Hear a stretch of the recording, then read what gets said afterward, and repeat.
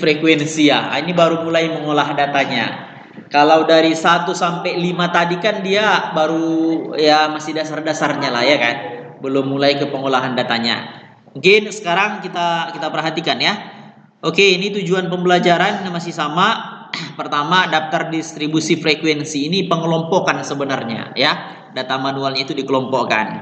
Data yang sudah terkumpul disajikan dalam bentuk daftar atau tabel ya, dibedakan menurut ukurannya menjadi dua macam, yaitu lebih kecil dari 30 sama lebih besar. Makanya kemarin kan data kita itu kan minimal 30 ya kan. Mulai dari berat badan, tinggi badan sama apa satu lagi kemarin? Umur ya. Ya umur. Kalian jumlahnya 30 ke atas ya? Ya, bagus. Artinya kalau dia harus di atas 30 jumlahnya ya, baru lebih valid ya. Ya. Oke, misalkan pada percobaan melemparkan sebuah dadu sebanyak 30 kali, diperoleh data permukaan yang muncul sebagai berikut. Data tersebut disusun dalam kegiatan distribusi frekuensi tunggal. Ini distribusi frekuensi tunggal. Kenapa tunggal? Karena datanya di sini masih satu, belum interval ya. Itu namanya tunggal. Ya, jadi caranya kalau masih ingat kalian pas pemilihan kepala desa, pilpres atau pileg gitu ya kan, masih ada kan ya garis-garis itu kan, itu disebut dengan turus. Ya, turus. Ya, jadi misalkan inilah datanya semua, inilah kita rekap.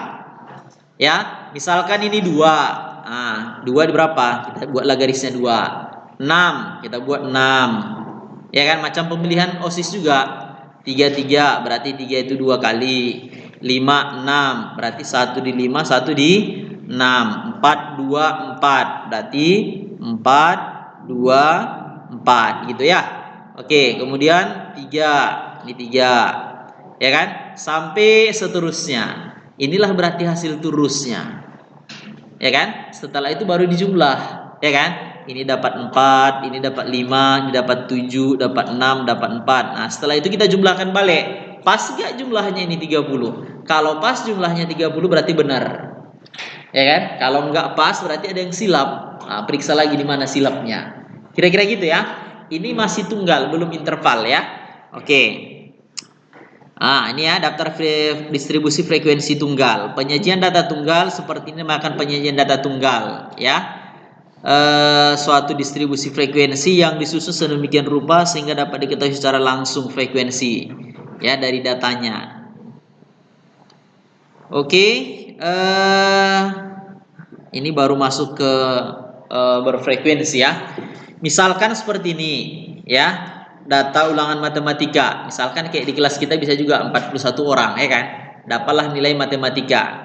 Ya, dibuat daftar distribusi tunggal secara langsung, maka akan diperoleh suatu daftar yang sangat panjang. Kan banyak kali jadinya kan kalau harus tunggal.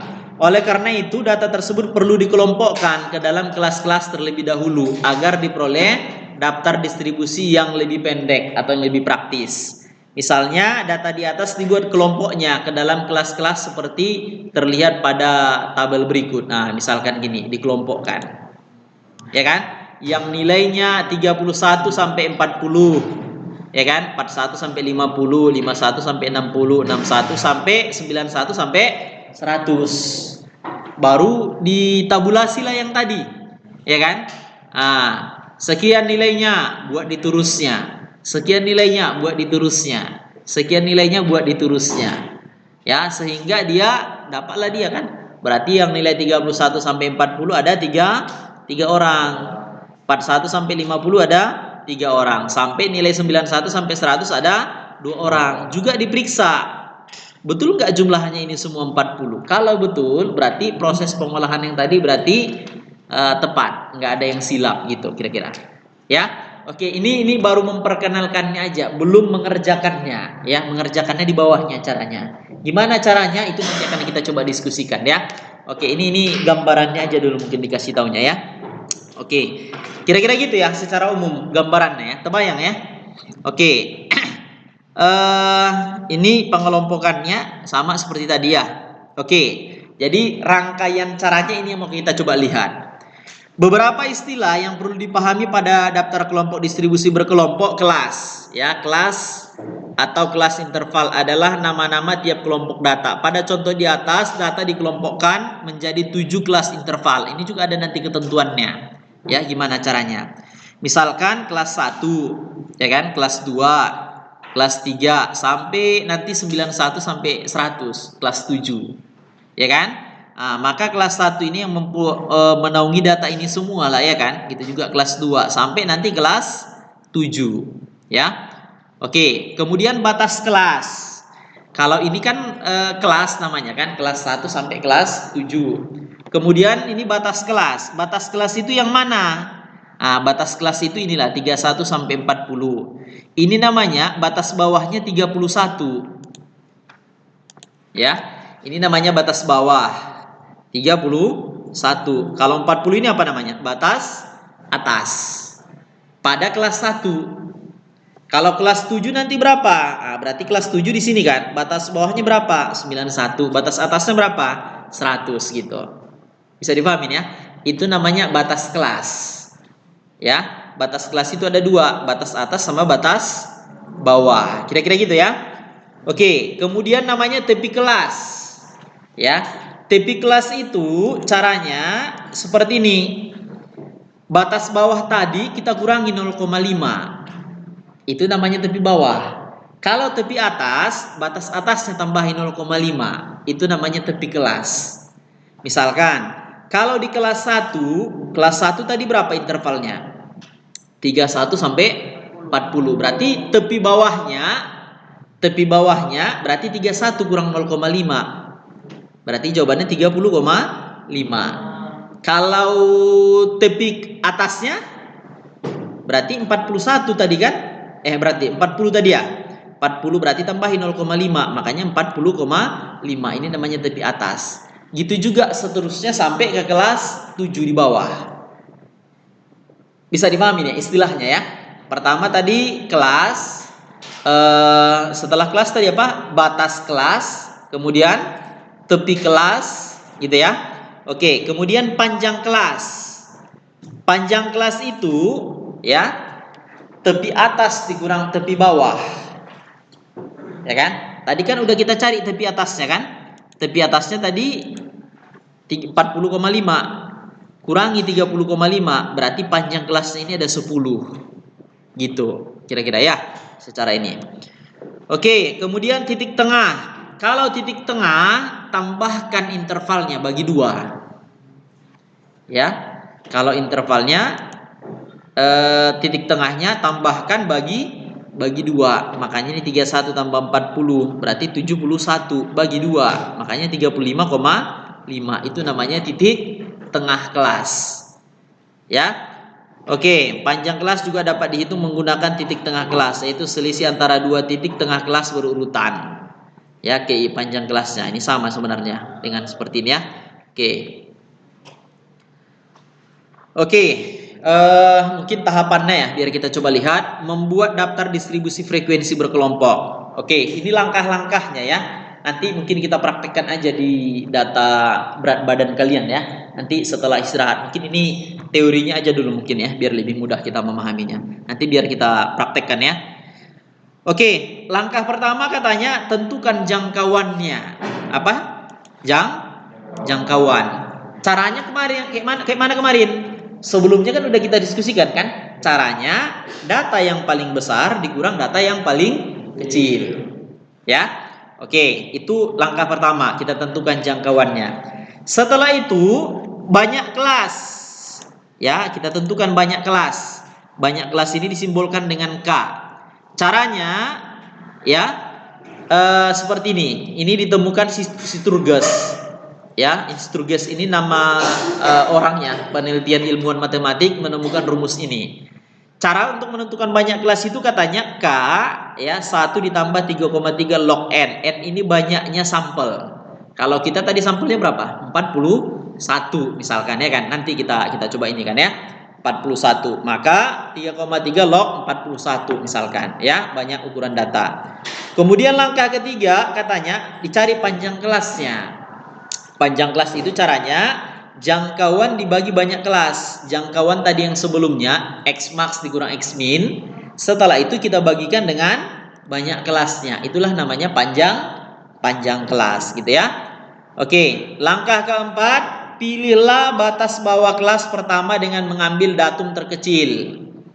Ya, jadi yang paling kecil itu kita ambil kelas pertamanya. Sampai berapa? Itulah panjang kelas.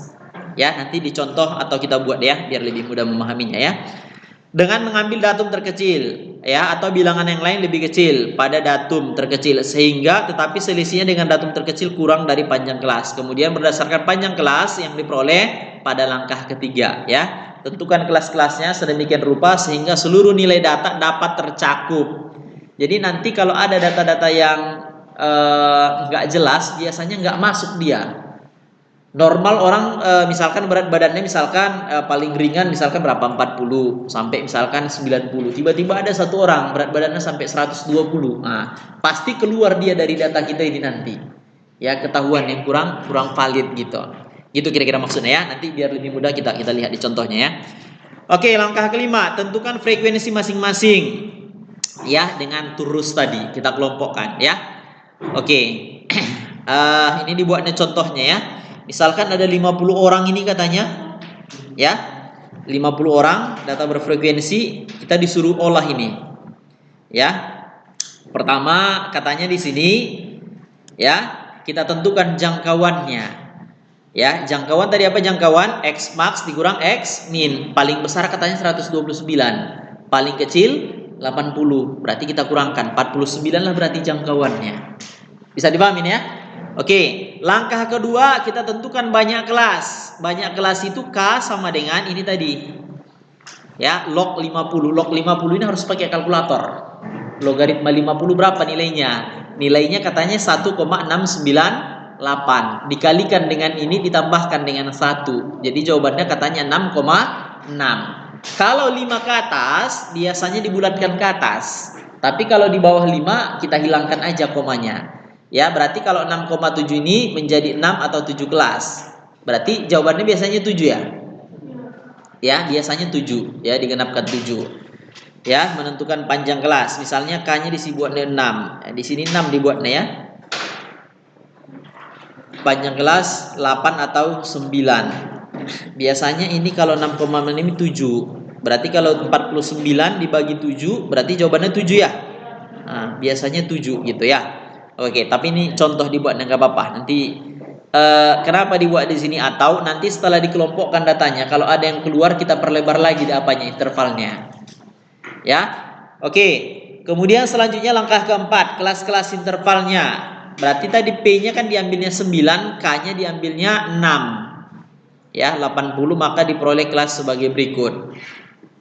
80 katanya sampai 88. Itu kelas 1. Ya, 80, 81, 82, 83, 84, 85, 86, 87, 88. Kan 9 kan? Nah, itulah 9 ini. Ada 6 kelas katanya, makanya ini 1, 2, 3, 4, 5, 6. Ya. Intervalnya katanya 9. Kan pas ini 9 kan? Dihitung batas bawahnya, dihitung batas atasnya. Gitu juga yang ini. 89, 90, 91, 92, 93, 94, 95, 96, 97. Pas ke 9 kan? Ya, gitu seterusnya sampai 133. Ya. Setelah itu disusun ya turus tadi. Ya, ke dalam bentuk tabel ya. Oke, mana tabelnya? Dibuatlah ke tabel ini. Ternyata 80 sampai 88 itu ada 8. Tapi sebelum ini biasanya nanti pasti ada turusnya ini sampai 8. Nah, baru jumlahkan, jumlahnya ada 8. Ini juga biasanya ada 10. Nah, berarti jumlahnya 10 gitu. Ya, ini kalau dikelompokkan nih ke yang tadi ya ke dalam bentuk persen ya. Gitu kira-kira. Ya, nah, ini udah selesai dia. Ya, udah selesai frekuensinya. Ya, dari sini menginformasikan data yang lain sih sebenarnya dia nih. Tepi atasnya katanya berarti ini tambah 0,5. Ya kan? Makanya 88,5. Ya. Nah, ya, tepi atasnya 97,5, 106,5 sampai 133,5. Ya, kumulatifnya itu dijumlahkan. Ya, kurang dari. Oke, ada 8 ya kumulatifnya. Ada 18 dan seterusnya. Maksudnya ini sebenarnya dijumlahkan kumulatifnya ini. Ya, frekuensi kumulatifnya ini 8 kan? Tambah 10 berarti 18 kan? Tambah 6 24, tambah 6 30, tambah 12 42, tambah 8 50. Jadi totalnya kan 50 gitu ya. Oke, itu maksudnya ya. Nah, ini kumulatifnya. Ya. Oke, kira-kira ini ya latihannya nanti. Tapi sebelum ini mungkin biar lebih mudah kita nanti akan kita praktekkan ya untuk mengolah data yang kemarin berat badan gitu ya, biar lebih mudah kita memahaminya.